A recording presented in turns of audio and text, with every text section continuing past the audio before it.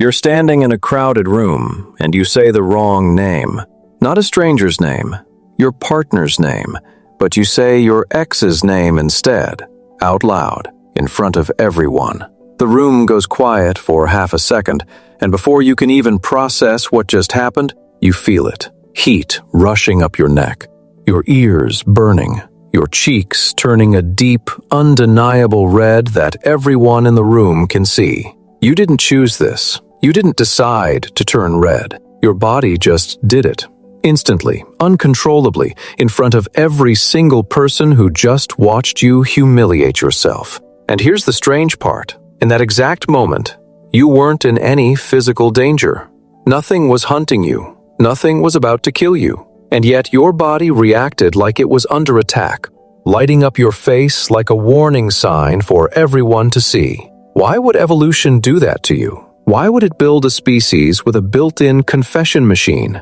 A system that broadcasts your most private, most embarrassing internal state to everyone around you, whether you want it to or not. That question is stranger than it sounds, because blushing isn't just common, it's completely unique to us. Out of every species on Earth, humans are the only ones who do this. Not chimpanzees, not dolphins, not elephants, despite all three being widely considered some of the most socially intelligent, self-aware animals alive. Just us. And to understand why, we need to go all the way back to what blushing actually is, biologically, and why it exists at all. Let's start with the mechanics. Blushing begins in your brain, specifically in a region tied to social self-awareness.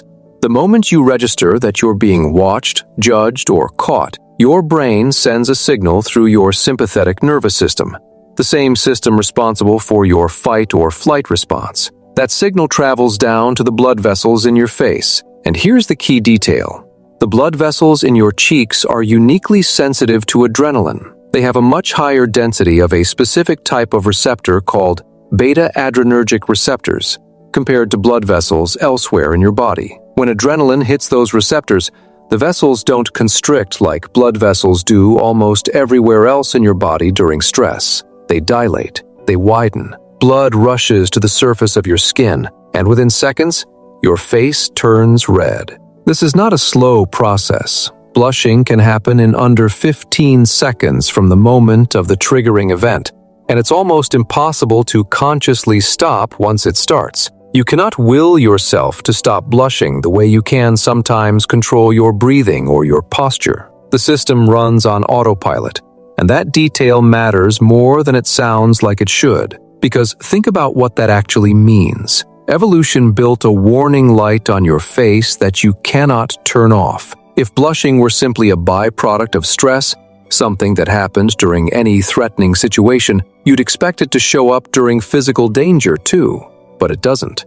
You don't blush when a car swerves toward you. You don't blush when you're being chased. Blushing shows up almost exclusively in social situations, when you believe others are evaluating you, judging you, or watching you make a mistake.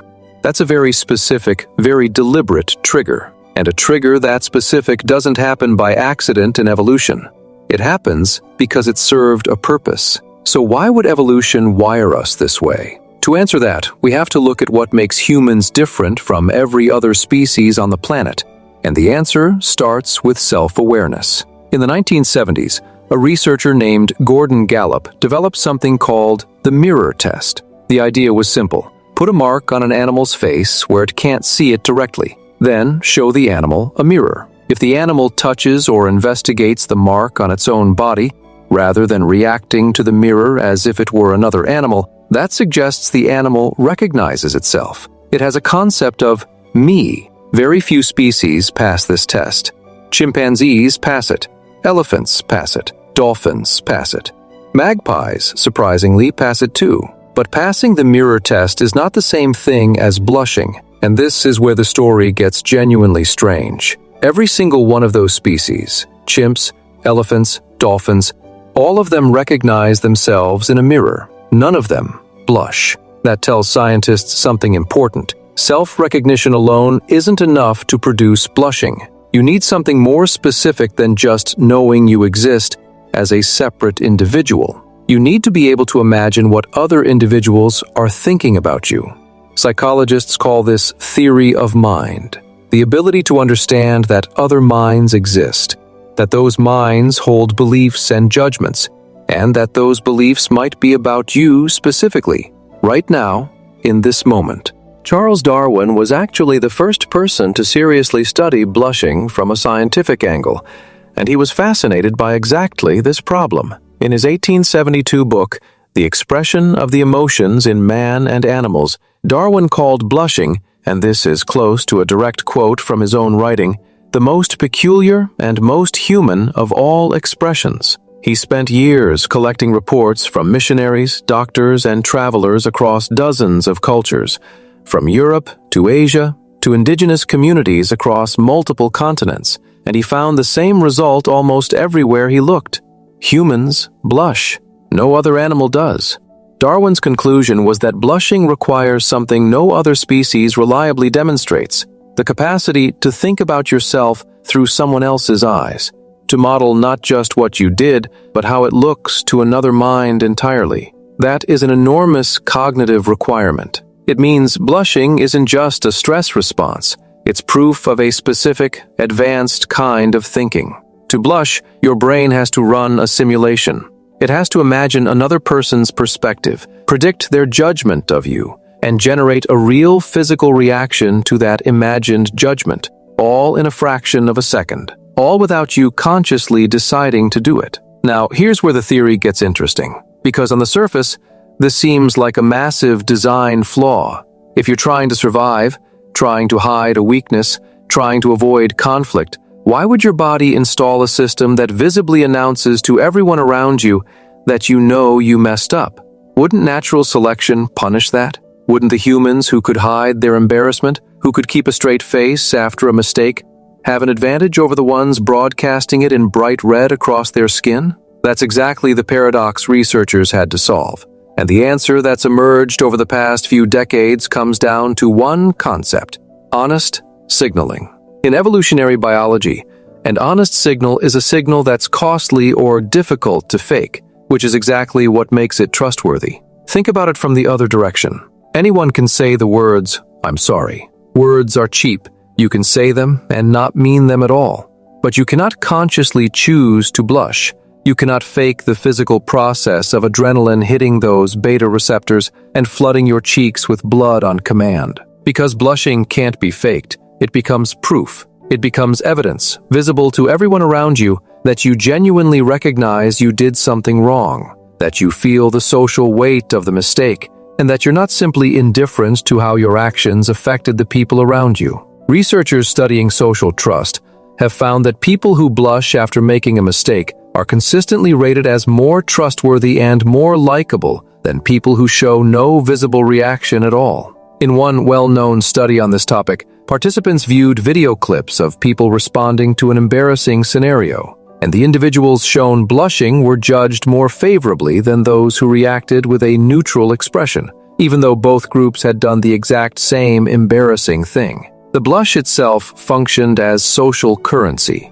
It repaired trust. It signaled, without a single word being spoken, that you understood you'd violated a social norm and that you cared about the people you'd violated it in front of. Now stretch that back 300,000 years to the small hunter-gatherer bands your ancestors actually lived in. Groups of maybe 15 to 50 people, where your survival depended entirely on your relationships with everyone around you. In a group that size, there's no anonymity.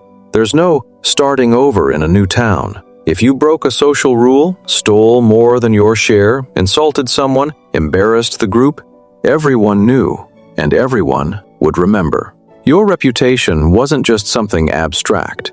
It was the actual mechanism that determined whether people would share food with you during a lean season, whether they'd help defend you, whether they'd trust you at all. In that environment, a visible, involuntary, impossible-to-fake signal of remorse wasn't a weakness. It was a survival tool. It was a way of saying, instantly and unmistakably, "I know I crossed a line. I feel it, and you don't need to punish me further," without a single word needing to be exchanged. The people who could send that signal convincingly and blushing is about as convincing as a signal can get, were the people who got forgiven faster, reintegrated into the group faster, and kept their social bonds intact. Over enough generations, that trait would have been selected for, not despite the fact that it exposed your inner state, but specifically because it did. This is what researchers now call the remedial theory of blushing. The idea isn't that blushing is a flaw evolution failed to patch. It's that blushing is a repair mechanism built specifically to mend social bonds after they've been damaged, and it only works because it can't be controlled. The second you could consciously fake a blush, it would lose all its value as a signal. Its involuntary nature isn't a bug, it's the entire point. There's another layer to this too, one that connects to something Darwin himself noticed nearly 150 years ago. Blushing almost never happens when you're completely alone. Try to imagine blushing in an empty room with no mirror, no camera, nobody watching, not even in your imagination. It's almost impossible. Blushing requires an audience, real or imagined. Even just imagining that someone might be watching or judging you is often enough to trigger it. That detail confirms the whole theory. This isn't a general stress response, it's a specifically social one, built entirely around the presence or the imagined presence of other minds.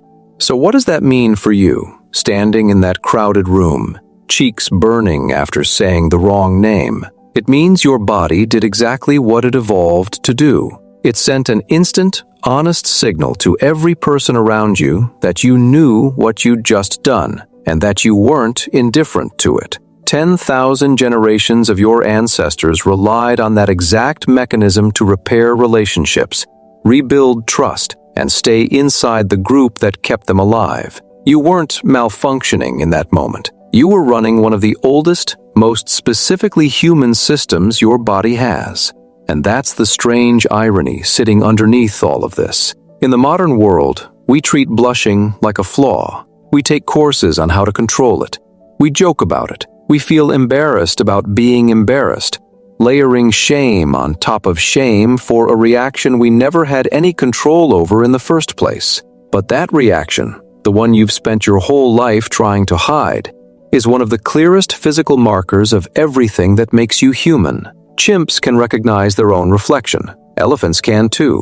But they cannot do what you just did in that crowded room. They cannot model another mind, predict its judgment, and generate an honest, uncontrollable proof of remorse, all within 15 seconds, all without a single word. Every other species on this planet can hide. You can't. And for 300,000 years, that inability to hide is exactly what kept your ancestors, and eventually you, inside the group.